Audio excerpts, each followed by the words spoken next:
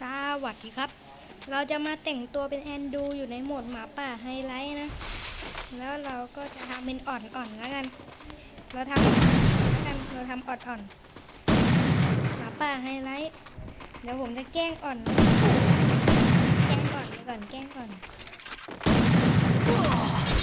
ผมจะแกล้งอ่อนไปก่อนแล้วกันนะเขาตายใจไปให้เขาตายใจไปก่อนแล้วเราจะมาตึงทีหลังตาที่สองโอ้โหตึงมากครับเขาตึงนะแต่เมื่อกี้ตาผมเลือกไม่ทันมันโหลดช้าผมว่าเขาน่าจะตึงแล้วผมน่าจะแบบไม่ต้องเล่นแล้วจังเลยสไนคู่ที่ไหนไลท์ได้เลย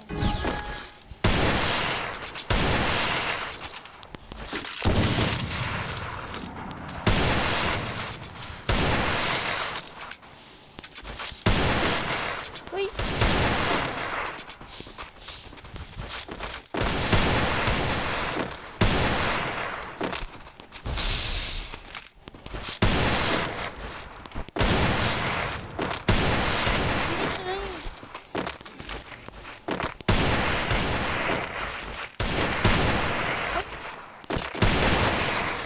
ระยะ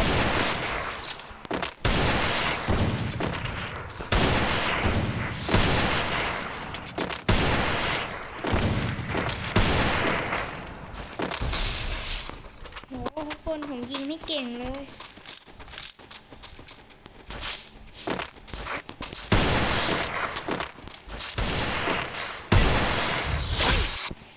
โอ้โหสุดยอดไปเลยเมื่อกี้โคตรชุลมุนเลยครับเสียงมันน่าจะดังมากเลยทำไมเสียงปืนมันเป็นอย่างนั้นอะ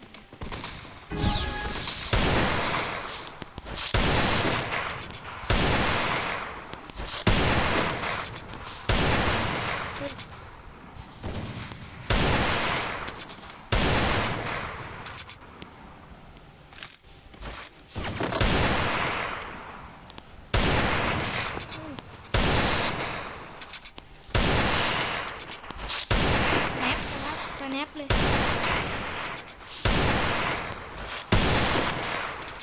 อุ้ยมันไม่มีใครโดนใครเลย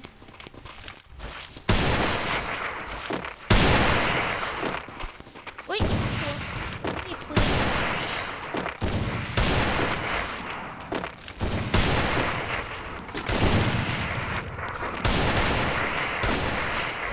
เขายิง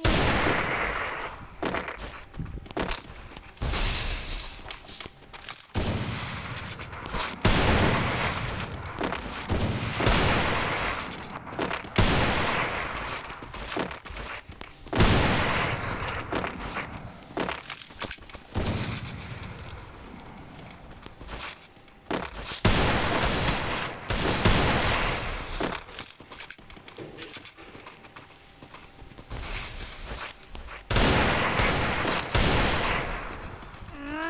ว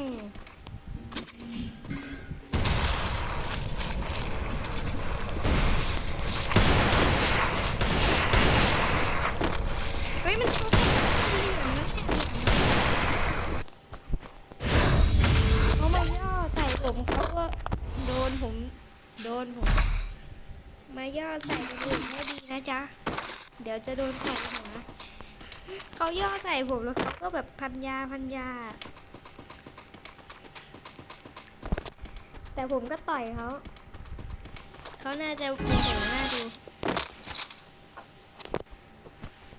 2-2เท่ากันแล้วครับมาเราต้องเล่นข้างบนนะเราน่าจะได้เปรียบอยู่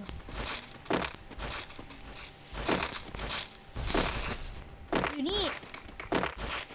เขาจะจบแล้ว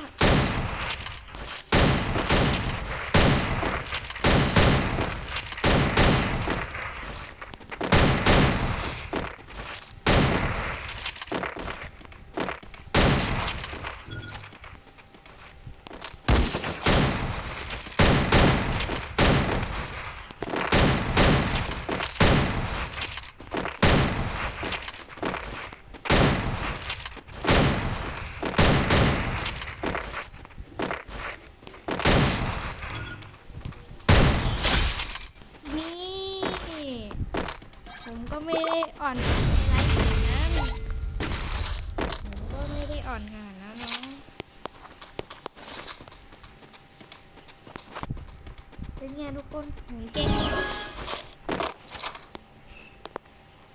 เดี๋ยวผมจะ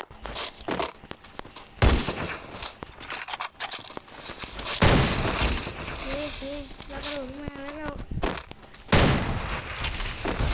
เฮ้ยโอ้โหทาง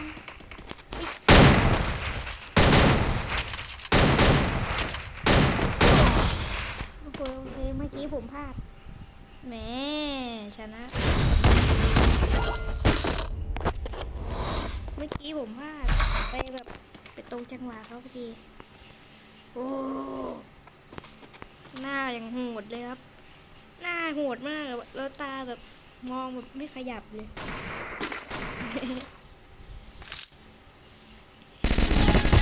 เฮ้ยโดนหัวเลย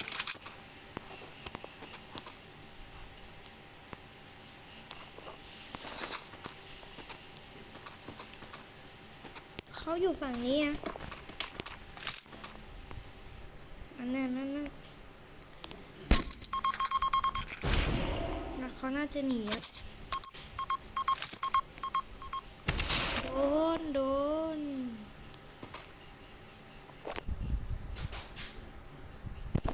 เดี๋ยวไม่มีใครกล้าบุกเลยงั้นถ้าไม่มีใครกล้าผมจะกล้าคนเดียวไม่มีใครหรอกมีแค่ผมกับเขาเนี่ยเฮ้ยมีความรู้สึกเดี๋ยวเขาเป็นอะไรครับเมื่อกี้ยิงขึ้น 3,000 ครับเขาไม่ตายอ่ะยิงขึ้น 3,000ไม่ตายผมงงเลยไม่สนุกแล้วสิเดี๋ยวใช้ปืนที่นี่ไม่ถนัดยิง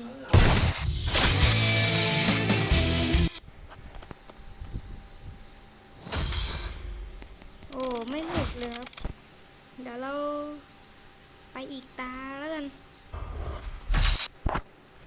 นี่เราจะเลือกปืนที่เหมาะสม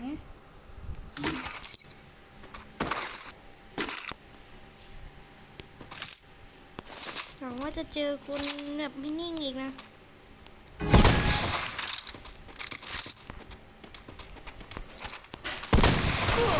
อุ้ยอันนี้ตึงแล้วน่ะไอหัวขาวครับอ๋อไม่ใช่นะไม่ใช่อันนี้ตึงจัด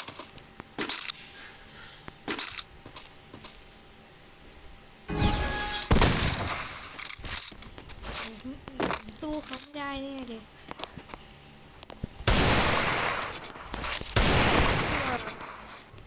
ทุกคนมาตามใหม่ละผมพัฒนาการตัวเองไว้นะเราไม่สามารถสู้เขาได้อย่างแน่นอนเดี๋ยวเราจะเฮ้ย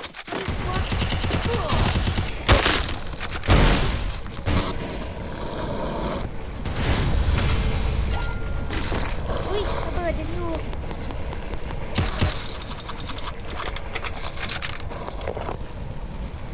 เราไม่สามารถได้เลยเขาจะพยายามเน้นที่สูง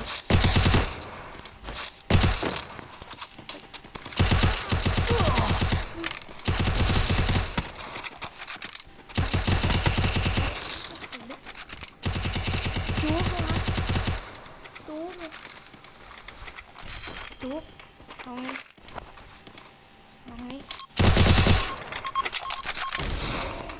มา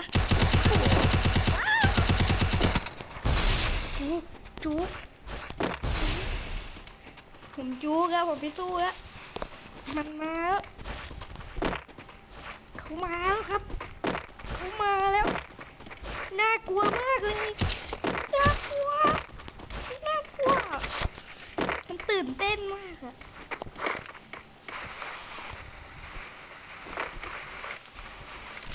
นี่อยู่นี่มันตื่นเต้นมาไหมไปนั่นไงมันมาแล้วตื่นเต้นมากเหมือนมาเล่นซ่อนแอบมาแล้วออกไปก่อนไปแล้ว ยายามปิดกั้นไปจุกหลบโ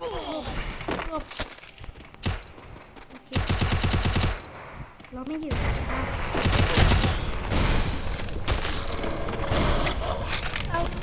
เราจิตเขามากเลยเล่นเกมแบบนี้เดี๋ยวเราจะเอาปืนง่ายๆนะปืนนี้คุณมิกก็ชอบใช้ AK ผมจะลองใช้ดูนะคุณมิกชอบใช้ AK เขาเล็งหัวเราอะ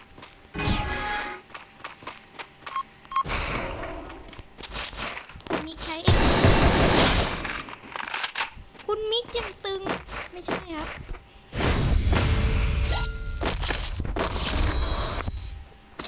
โอ้ AK ดีอย่างนี้เนี่ยคุณมิกถึงชอบใช้เนี่ย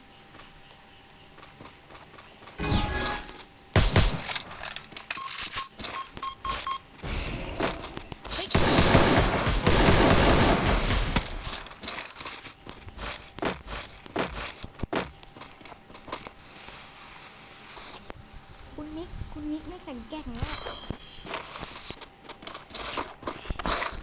นั่นไงมันมาแล้วใช้คุณมิกรีบหนี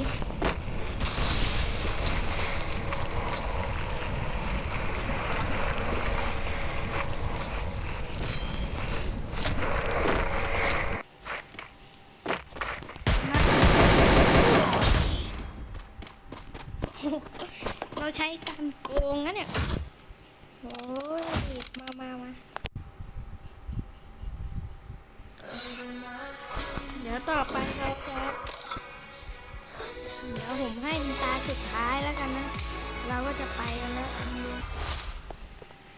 มาตาสุดท้ายครับอย่าหน้ามันแบบโหดมากเดี๋ยวคราวนี้เราจะเล่นแบบไม่ใช้ยาเพิ่มความสนุกให้กับเกมสนุกยังไงครับเนี่ยเพิ่มความยากคราวนี้เราบุกไปเลย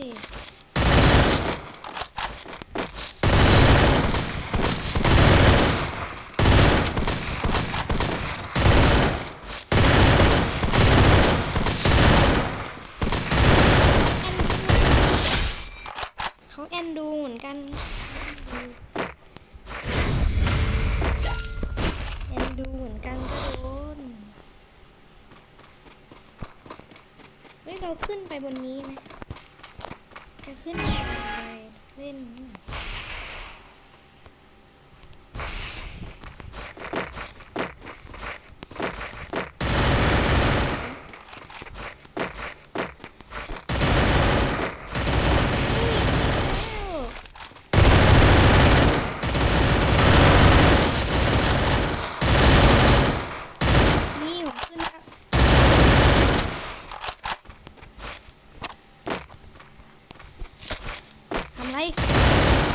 ทำไรจะพันยา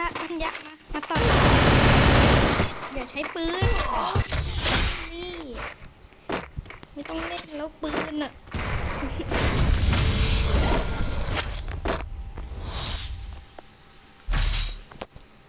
เราจะไม่ต้องจำเป็นเลือกปืนก็ได้เลือกมาแล้วเราก็ทิ้งมาเลย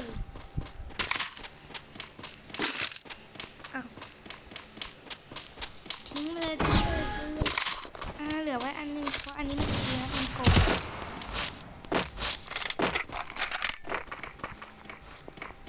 เฮ้ยมาโกงจริง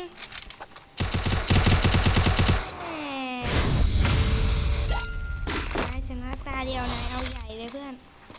มาเล่นจริงจังผมจะไม่ซ้ำเขานะเราจะมองข้ามเราต้องเป็นซ้ำกลับนะถ้าใครมาซ้ำเราครับ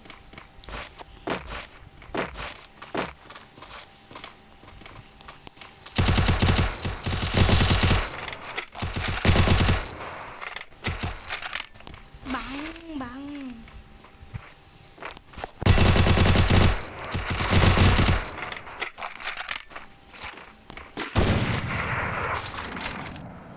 ฮ้ยมันใช้เราเป็นกำบังเหรอเราไม่ซ้ำเราไม่ซ้ำแต่เราเขย่านะเราเขย่าหน้าจอแต่เราไม่ซ้ำนะ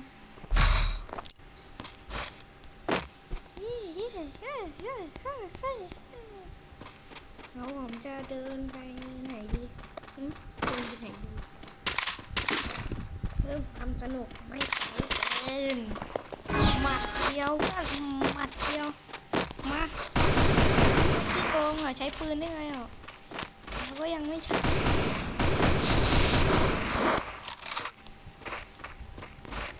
มาหมัดมาหมัดนะหมัดมาเพื่อนไฮไลท์มันต้องหมัดเพื่อนเปล่าไฮไลท์หมัดมันเป็นอะไรที่ตายไฮไลท์ต้องหมัดเพื่อนไฮไลท์ห้ามใช้ปืนโอ้ตลกมาก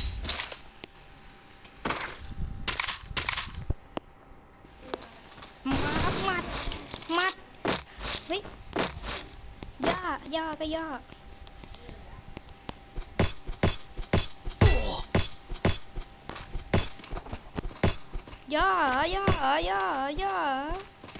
ซ้ำตบเราไม่ยอมหรอกมานี่มานี่ต่อยได้เวลาจบคลิปแล้วนะครับเดี๋ยวผมไปก่อนนะบ๊ายบาย